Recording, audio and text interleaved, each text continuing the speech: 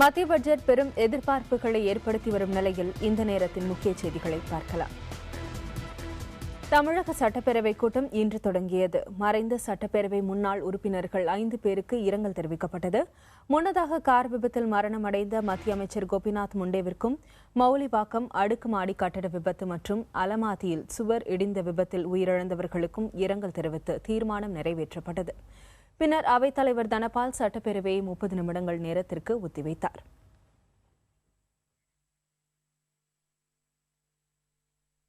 மத்திய பொது பட்ஜெட்டை இன்னும் சற்று நேரத்தில் தாக்கல் செய்கிறார் நிதி அமைச்சர் அருண்ஜேட்லி. பட்ஜெட்டில் வருமான வரி உச்சவரம்பு உயர்த்தப்படும் என எதிர்பார்க்கப்படுகிறது. பொது பட்ஜெட்டில் பெரிய அளவில் தொழில்துறை வளர்ச்சி திட்டங்கள் இடம்பெறாது என பங்குச்சந்தை நிபுணர் ரஹ்மான் கருத்து தெரிவித்துள்ளார்.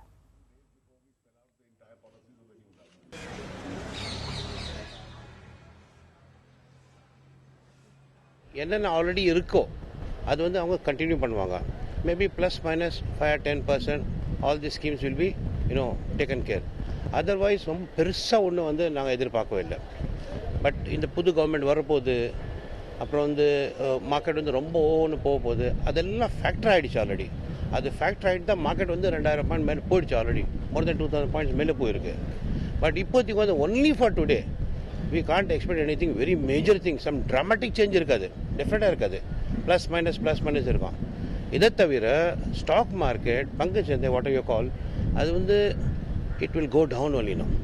Whatever is supposed to happen, it happened. It will go down.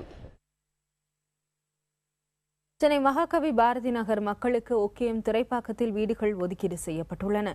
வீடுகள் ஒதுக்கப்பட்டதற்கான ஆணை மாநகராட்சி அதிகாரிகளிடம் இன்று தரப்படும் என குடிசை மாற்று வாரியம் அறிவித்துள்ளது.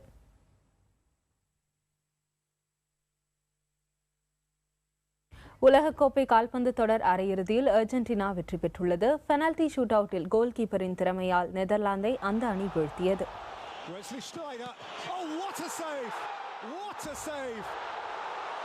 24 ஆண்டுகளுக்கு பின்னர் இறுதிப் போட்டிக்கு அர்ஜென்டினா முன்னேறியது. வரும் 14ஆம் தேதி அதிகாலை நடைபெறும் ஆட்டத்தில் ஜெர்மனியுடன் அர்ஜென்டினா மோதுகிறது.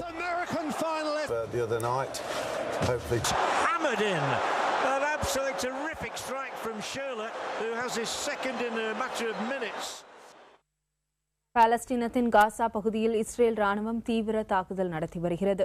இதில் குழந்தைகள், பெண்கள் உட்பட 50க்கும் மேற்பட்டோர் உயிரிழந்துள்ளனர். இனி பட்ஜெட் குறித்த விவாதத்தை வணிகப் பிரிவு செய்தி ஆசிரியர் சந்திரன் தொடர்வார். நன்றி திவ்யா. இப்போது நமது அரங்கத்தில் பொதுமக்கள் சார்பாக ஒரு பிரதிநிதியாக அனுநந்தா காத்திருக்கிறார். அவரிடம் நம்ம விவாதத்தை தொடர்வோம். வணக்கம் அனுநந்தா. வணக்கம் சந்திரன். பொதுவாக இப்போ ஒவ்வொரு பட்ஜெட்லேயுமே முக்கியமான அம்சம் சாமானிய மக்கள் அப்படிங்கிறது தான் நாங்கள் உணர்கிறோம். அது அடிப்படையில் தான் இன்றைக்கி ஒரு பொதுமக்களில் வெவ்வேறு தரப்பு மக்களோட எதிர்பார்ப்பு என்ன, அவங்க இந்த பட்ஜெட்டில் அவங்கள எப்படி அது பாதிக்குது அப்படிங்கிறதுல ஆரம்பத்திலே 6 பிரிவாக மக்களை பிரித்து அவங்களோட வருவாய் அடிப்படையில் அந்த பேக்கேஜெல்லாம் பார்த்துருப்பீங்க. ஸோ இந்த சூழலில் இப்போ பொதுமக்கள் பிரதிநிதி அப்படிங்கிற முறையில் இந்த பட்ஜெட்டில் உங்களோட எதிர்பார்ப்பு என்ன, எது சாத்தியம் அப்படின்னு நீங்கள் நினைக்கிறீங்க? மொத்தம் பேசிக்காக 6 விஷயம் பிரிக்கலாம், 6 பிரிக்கலாம். அதில் ஒன்று பார்த்திங்கன்னா ஹவுசிங்.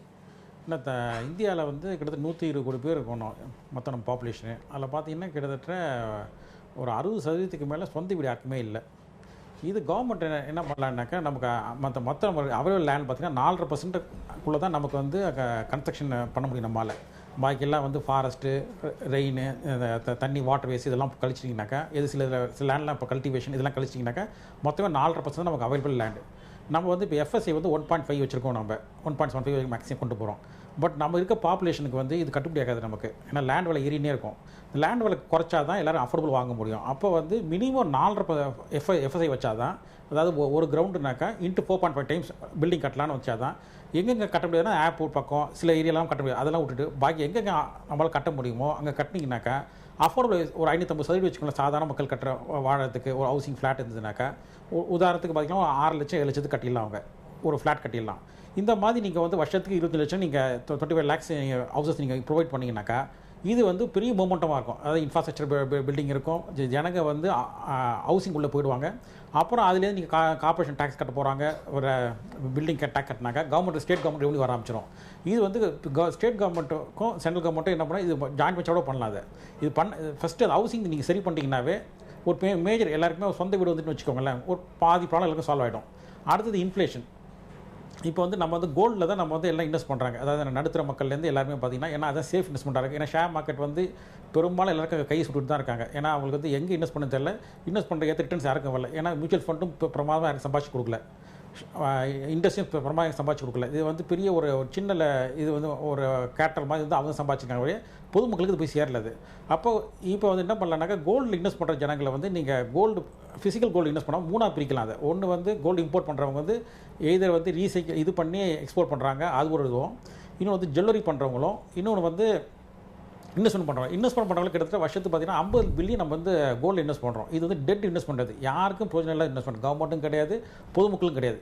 இது என்ன பண்ணலாம், கோல்டு பாண்டில் இன்வெஸ்ட் பண்ணிடலாம். அதாவது ஒவ்வொரு பேங்க்கும் வந்து கோல்டு பாண்ட் போட்டுட்டாங்கனாக்கா அங்கேயே வந்து பொதுமக்கள் வந்து இன்றைக்கி என்ன விலையில் கிராமில் வாங்குறாங்களோ அந்த இது ஒரு சப்போஸ் இன்றைக்கி வந்து ஒரு 10 கிராம் வாங்குறாங்கன்னு வச்சுக்கோங்களேன். கட்டாயம் நந்தா, சுருக்கமாக சொல்லுங்கள் உங்கள் கருத்துக்களை. இன்னும் பல விஷயங்கள் நம்ம விவாதிக்க இருக்கிறோம், மறுபடியும் நம்ம விவாதிப்போம். இப்போ சுருக்கமாக உங்கள் கருத்துக்களை சொல்லுங்கள். அதான் அப்போ ஃபஸ்ட்டு நம்ம இது முடிச்சு ஹவுசிங் மட்டும் எல்லாருக்கும் ஸ்டேட் கவர்மெண்ட் செலக்ட் சேர்ந்து ஜாயின் வெஞ்சராக பண்ணாங்கனாக்கா எல்லாருக்கும் அஃபோர்டபுள் ஹவுசிங் தான். ஒரு 6 லட்ச ரூபாய்க்கு ஒரு சின்ன வீடும், ஒரு 10 லட்சம் அதிகபட்சம் 10 லட்சத்துக்கு மேலே ஒரு ஹவுசிங் இது பண்ணிக்கிட்டாங்கன்னாவே நமக்கு வந்து அது மூமெண்ட்டை கொடுத்துறவங்களுக்கு இதுக்கு ஜிடிபி ரேட் வந்து இம்ப்ரூவ் ஆகிடும். உங்களுக்கு எப்படி இருந்தாலும் நம்ம ஜிடிபி ரேட் வந்து ஒரு மினிமம் நம்ம ஒரு 12% நம்ம கொண்டு போனால், ஒவ்வொரு ஆண்டு கொண்டு போனால் தான் வந்து அத்தனை பேர் வறுமையை வெளியெடுக்க முடியும். நம்ம இந்த 4% 5% வச்சு நம்ம ஒன்றும் பண்ண முடியாது. மினிமம் நம்ம வந்து 12% ஜிடிபி க்ரோத் இருந்தால் தான் நம்ம வந்து தேசம் வந்து வளர முடியும். அதுக்கு வந்து ஹவுசிங் வந்து பெரிய இம்பேக்ட் கொடுக்கும் உங்களுக்கு. அது கட்டாயம் நம்ம தொடர்ந்து பேசலாம் நந்தா. அதே மாதிரி இப்போது கோவை அரங்கத்தில் நம்ம விவசாயிகள் சங்கத்தோட சார்பில் திரு கந்தசாமி காத்திருக்கிறார், அவர்கிட்ட பேசுவோம். வணக்கம் கந்தசாமி. இப்போ ஏற்கனவே நம்ம திருச்சி அரங்கத்துலேருந்து தனபால் பேசும்போது ரொம்ப அருமையாக ஒரு விஷயம் சொன்னார். வேளாண் கடன், வேளாண் சார்ந்த கடன் அப்படின்னு சொல்லி அதை டிஸ்டிங்விஷ் பண்ணி ரெண்டுத்துக்கு டிஃப்ரென்ஷியல் ரேட்டில் சொல்லணும், கடன் கொடுக்கணும் அப்படிங்கிற பல விஷயங்களை பதிவு செஞ்சார். இது தவிர இப்போ கொங்கு பெல்ட் அப்படிங்கிறது இன்னொரு விவசாயம் சார்ந்த முக்கியமான பகுதி தமிழகத்தை பொறுத்தவரையில். அந்த பகுதியில் இருக்க விவசாயிகள் சார்பாக அரங்கத்துக்கு வந்திருக்க நீங்கள் இப்போ விவசாயிகள் மட்டும் இல்லை, விவசாயம் சார்ந்த தொழில் வளர்ச்சியும் இன்னைக்கு முக்கியமாக இருக்கிறதுனால அங்கே என்ன மாதிரியான எதிர்பார்ப்பு இருக்குது, அதை பற்றி சொல்லுங்கள்.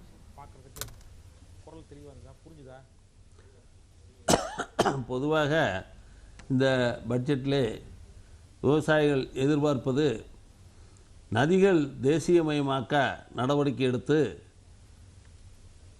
நதிநீர் இணைப்புக்கு ஒரு முன்னோட்டமாக முதற்கட்டமாக ஒரு ஆய்வுப் பணிக்காக நிதி ஒதுக்குவார்கள் என எதிர்பார்க்கிறோம். இரண்டாவதாக வேளாண் கடன், வேளாண்மைக்கான கடன் என நண்பர் பிரித்து சொன்னார்கள். வேளாண் கடனுக்கு கொடுக்கப்படுகின்ற மானியம் துஷ்பிரயோகம் செய்யப்பட்டு வேளாண்மைக்கான கடனாக மற்ற துறையைச் சேர்ந்தவர்களுக்கு விநியோகிக்கப்படுவது நாடறிந்த உண்மை. அதை மத்திய அரசு கண்டுகொள்வதில்லை. எனவே அதை ஏற்றளவிலே வேளாண்மைக்கு கொடுக்கப்பட்ட கடனாக கணக்கிட்டு கொண்டு வளர்ச்சி பணியை பாதிப்பது வருந்தத்தக்கது.